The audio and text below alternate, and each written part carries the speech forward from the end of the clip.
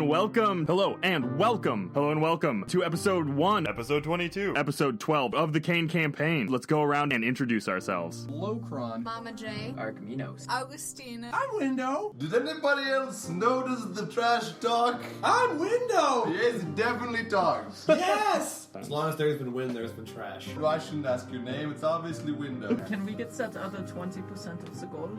Well, I mean, after you take care of, find out that This seems like another quest. I remember that 69. Go, Steamboat Boot. Disregard the previous cons. On the scale of me to my father, who can kill you the easiest?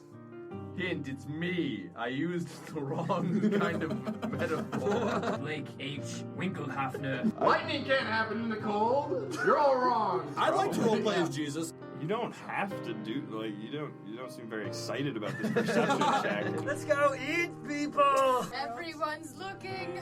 Mama J's cooking.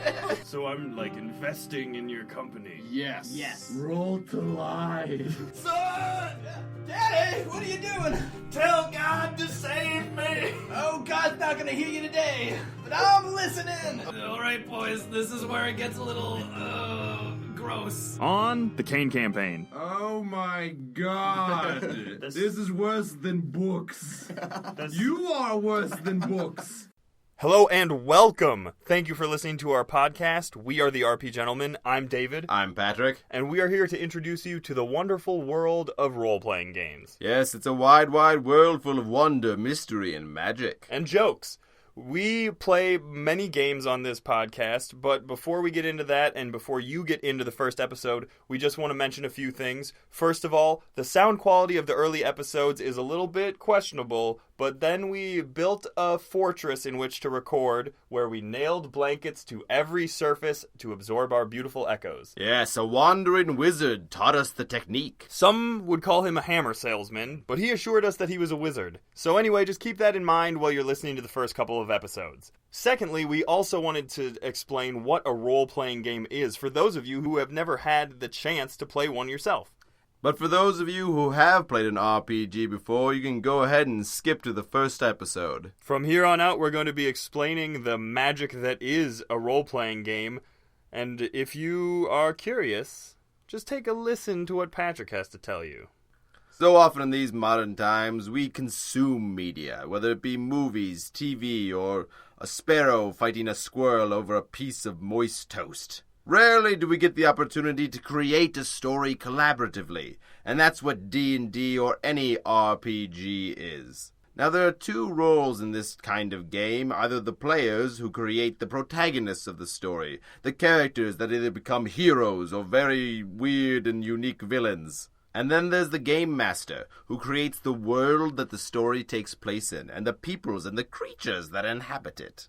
In action, what that means is that I will set the scene, I will describe to Patrick and the other players where they find themselves as these heroes, and then they get to take action. Unlike in a video game, players can do anything they want. Or they can at least try to do whatever they want. They don't always get it right, which is where the fun comes in. If a player tries a difficult action, like swinging across a vine, hurling a fireball at a monster, or befriending a hive of friendly bumblebees, for some reason, the GM, the game master, will ask the player to roll a die to determine the outcome. Depending on the difficulty of the feat that the character wants to undertake and what skills the player gave that character when they created them, the die result needed to succeed will be higher or lower. Yes, and different players have different skills. Your charismatic rogue might be excellent at talking his way out of things and roll very high, but then he might have spindly arms and crunchy bones, and so his strength is pretty low. So that's the basic arithmetic that then happens after the die roll that frequently confuses Patrick. But then, after that, the GM will let the player know whether or not they succeeded, and then what happens next. There are a few different dice we use for this game of Dungeons and Dragons. You might hear us refer to a D20, which is a die with 20 sides, or a D6, which is a die with 6 sides. The die you'll hear us rolling most is a 20-sided die, used for most any action.